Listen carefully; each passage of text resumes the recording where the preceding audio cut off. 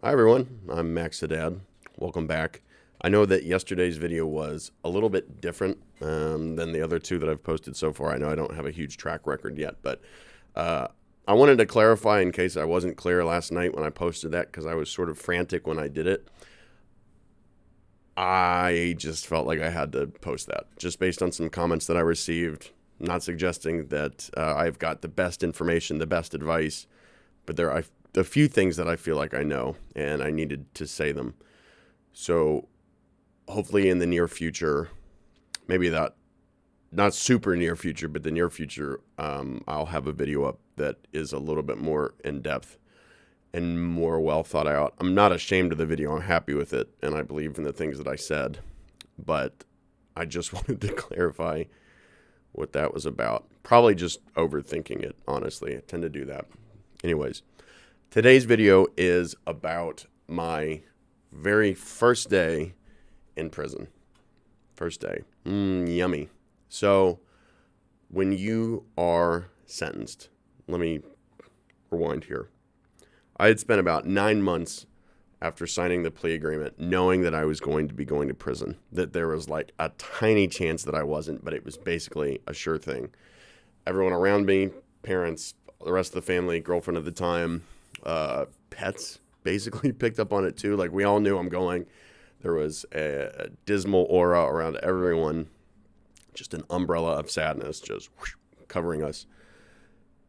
And still we pushed the sentencing off. Not for my sake, like for the sake of maybe the sentencing going better, but not like, oh, keep them out of prison as long as we can. It wasn't like that. It was a legal ploy to try to get things to go more in our favor than they were going to go. So I waited about 9 months. We waited about 9 months for me to be sentenced. And by the time my sentencing arrived, I was still dreading it. Don't get me wrong. I remember saying to my mom that everything I'm doing feels like, well, this is the last time I'll do that for 3 years. And this is the last time I'll do that for 3 years. And so it was really like anxiety inducing, depressing. Like I'm uncomfortable talking about it right now. It's not me trying to get sympathy. I didn't realize it would be uncomfortable to talk about this part of it. So shut up. My computer's telling me something. Mute. So come sentencing though, I was ready, like, take me away, officer. I am so done with this middle ground, uncertainty, purgatory, waiting to be sentenced to like, let's get it over with. If you're going to send me to hell, like turn on the ovens. Let's go. So, I'd been relapsing, like I say relapsing. I'd only been staying sober for maybe a couple days at a time and then using again because I just couldn't stand the way that it felt to be sober. With all this shit on top of my head, plus the way I felt about myself, plus the way my family were so clearly upset as they should be. I just couldn't stay sober. So I'd been going through that hell. And then just this, this date looming in the future, getting closer and closer to me as time went on. It was just awful. So as soon as I was sentenced, it's not like they let me hug my parents. The sheriff came and cuffed me. And I had a lot of people in the courtroom that day for me, which was awesome. Basically every member of my family, parents, of course, girlfriend at the time, a bunch of friends like that I wasn't even really actively hanging out with because I was in such a fucked up state. And as soon as I'm I'm sentenced, they're pulling me out. Everybody's yelling, we love you and stuff. And it was in a way like I wasn't feeling super hateful towards the judge or the prosecutor or anything. Because like I did rob a pharmacy. Like I did do that.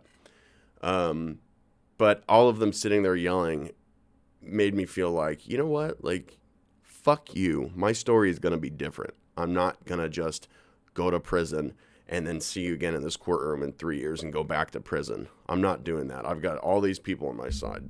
So they take you to a holding cell, which it's like a boardroom where the tables are made of cement and they forgot to bring in any chairs. So I climbed up on a cement table, slept like a baby for a couple hours. It's probably the first good sleep I had had in almost a year, just because I didn't have a bunch of drugs in my system, but more importantly, or at least moo I don't know what I was going to say. It was over. I knew what my future looked like. I didn't know all the details, but the amount of time I was going to have to do was set in stone. So I said it, I think in the first video, I was going to have to do a year in prison, a year in work release, a year in house arrest, and a few years on probation. But at least I knew it. I knew what I was going to have to do. So they took me to the county jail. I'm not going to tell you a whole lot about the county jail other than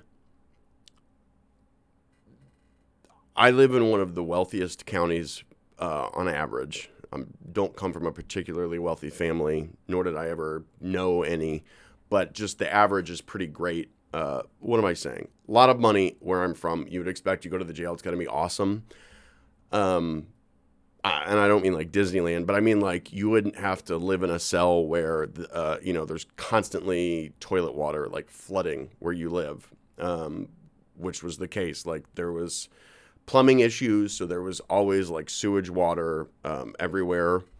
I was in there for part of when COVID was going on, and I'm going to cut this part. So all you need to know is that jail in a lot of ways is actually worse than prison. No sunlight, no activity, no gym, no food. You're constantly hungry. Everybody's pale and out of shape and miserable. I only had to be there for a couple weeks. They hold you. Wow. Well, and Christina Randall mentioned this in her video. And so it's cool to see that it's the same thing across the United States. They hold you in jail for a little bit before they send you to this first place, which where I'm from is called the Regional Diagnostic Center. And they basically they throw everybody who's got an upcoming prison sentence to try to figure out what you're like. Are you dangerous? Can we send you to a level 1 prison where you can have minimum security? Do you need to go to a level 4 prison where you're always in a cell by yourself? You don't even leave the cell for showers. We'll literally wheel a shower to you. How bad are you? And a lot of those decisions are based on what your charge is, what your mental health looks like. Do you get angry while you're there? How do you treat the guards? How do you treat your bunkie, your cellmate? So in a lot of ways, your cellmate is the guinea pig that they want you to test your anger on. If he kills his cellmate, we should probably send him to a level 3. So this first place that you go to, which you're really only supposed to be at for about 2 weeks, RDC, no phone calls, so you're not talking to anybody that you know and love. No commissary, so you're going to just eat what they give you, which is definitely not enough, especially if you're somebody like me, 6'2", 270 pounds. I was starving the whole time I was there. I ended up losing about 35 pounds. And 35 pounds, mind you, while getting zero physical activity, just sitting on a bed trying to sleep. People are screaming. When I walked in, the first 10 seconds I was there, I heard people vomiting. It was the middle of summer. There was no AC, no fans. It was about 103 degrees constantly where I was at. Tucked in the top level, A318 top was my cell and bunk. I was bunk 18 at the very top. A3 was the area I was in. It's called the range because it was like exposed to the outside, basically. Newer parts had been put in, but I wasn't one of the lucky few that got to go there. And those weren't much better anyways. So I'm not like playing a victim here, at least in regards to that. So way too hot. People are vomiting. There was no way to call for help if you needed it other than to scream. So people were having heart attacks, strokes. A couple of people died of heart attacks while I was there. I was there for about 40 days. 43 days. And again, you're only supposed to be there for 2 weeks. What I've been told is that they make it awful so that when you get to prison, you're more grateful to be there. And I'm going to go ahead and call bullshit. I think they just don't give a crap at all what the place is like. Throw them all together. Let's just get this done with. Send them to prison. They're not that smart, basically, is what I'm saying. One of the biggest things I learned being incarcerated is that the people in charge of rehabilitating or at least punishing criminals are typically some type of a criminal themselves, but just so disorganized. All the rules make no sense. Again, and I think the second video I posted, I talked about how the warden would show up for this thing, which didn't matter, but not for this thing, which was an awful attack on somebody's physical body, like just crazy. So this was not some weird psychological mastermind experiment trick to get us to be grateful for the prison we ended up at. It was just a piece of shit place where they threw thousands of people all at one time and crossed their fingers that they didn't get sued for it. So, there were people literally screaming 24/7 for water, because they were so parched. The water that we had access to was warm, and it was just a trickle of like yellowish brown water. And so I drank that because I'd rather drink that than be thirsty and die. Some people, I guess, are not that way, but they did have to, by law, I guess, push around cold water. They had to provide cold water if the temperature where we were at was hotter than 100 degrees.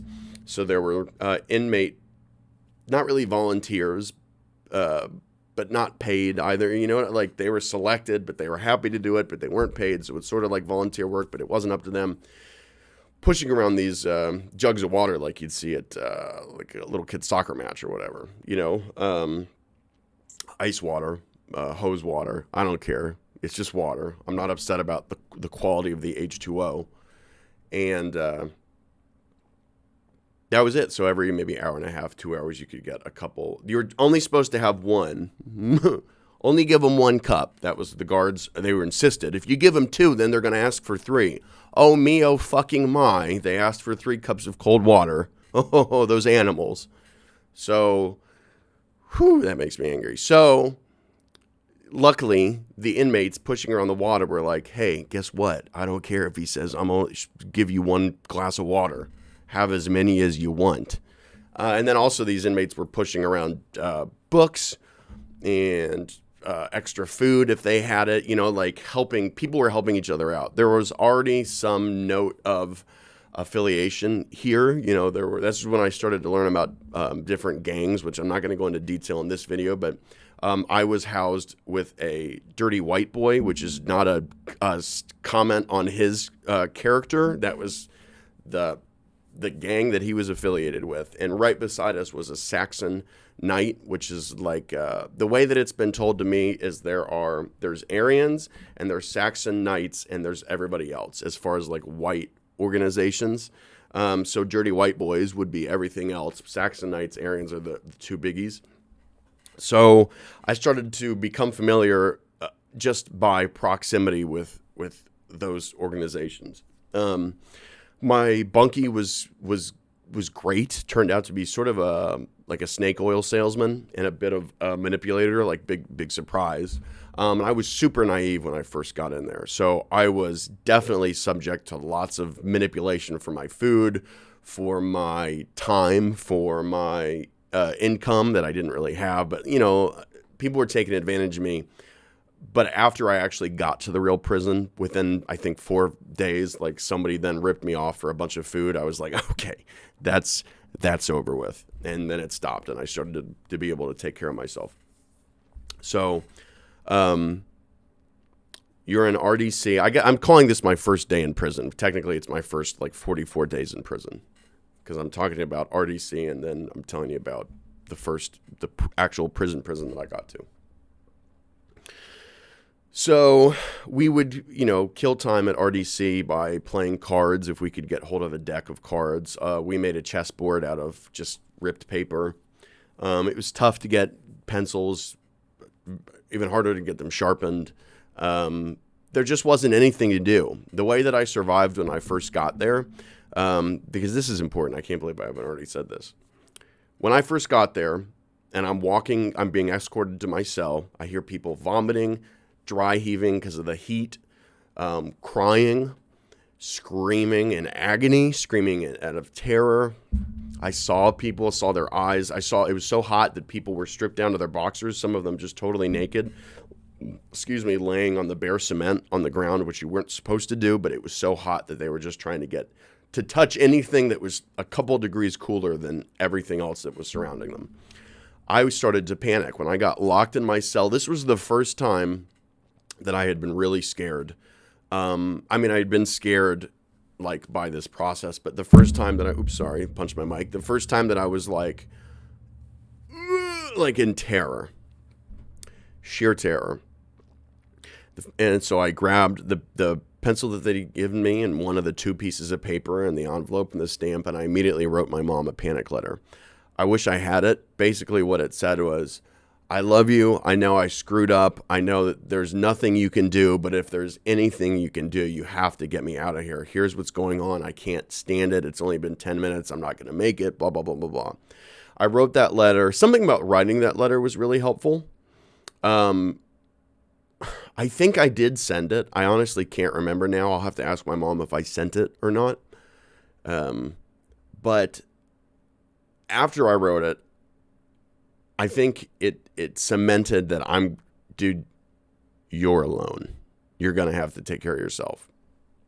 So I took the pencil and I scribbled on the ceiling, Mom loves you. Dad loves you. Job loves you. That's my cat. Mara loves you. That's my dog. Bailey loves you. That was my girlfriend at the time. Frank loves you. That was Bailey's son. Is Bailey's son. And they always will, no matter what. I wrote that in big letters on my ceiling. So when I was laying in bed terrified, I could take deep breaths and read that to myself. And as I found books, I would scribble quotes on the walls. So the one that I remember was from Thomas Paine, who's great. If you guys you've probably heard his name, but if you haven't read much of him, he's amazing. He wrote Common Sense, The Rights of Man. So the quote was,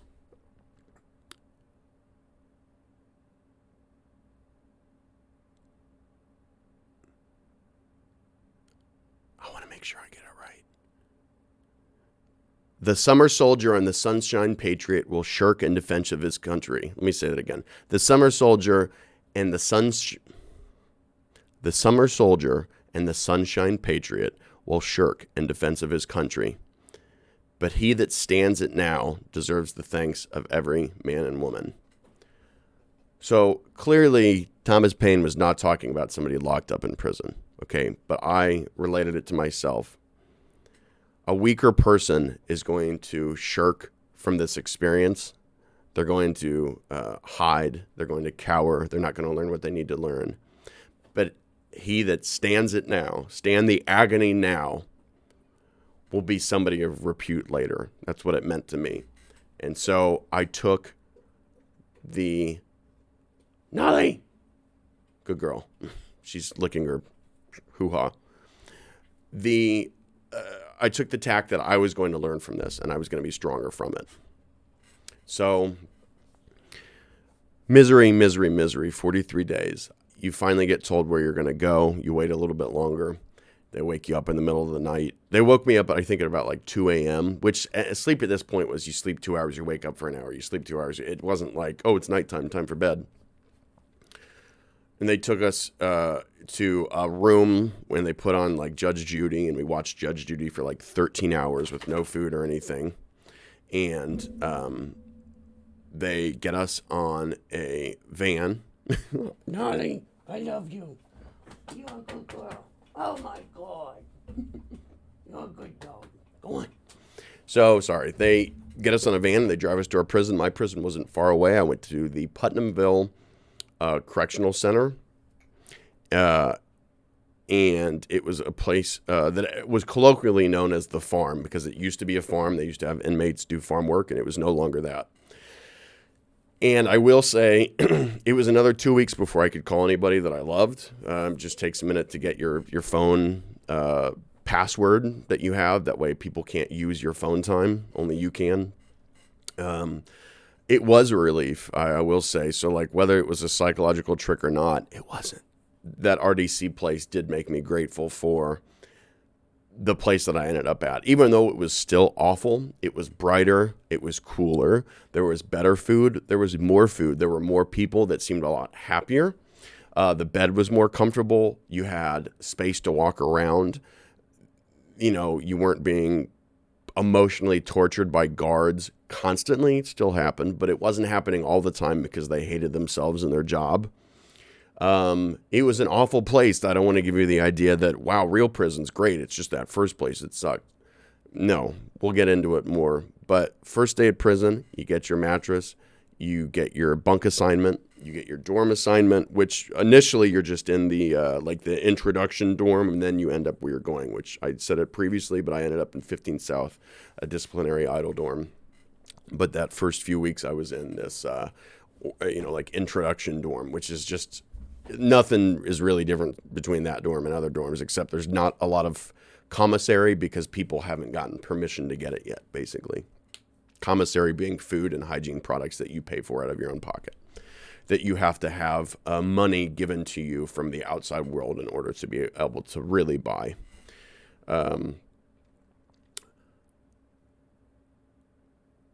It was comparable to the relief that I felt when I had gotten sentenced. It was like, okay, I can relax now. This is what it's like. Settle in, brother. So that's what I did. Hope you enjoyed. I will talk to you soon. Have a wonderful day. Bye.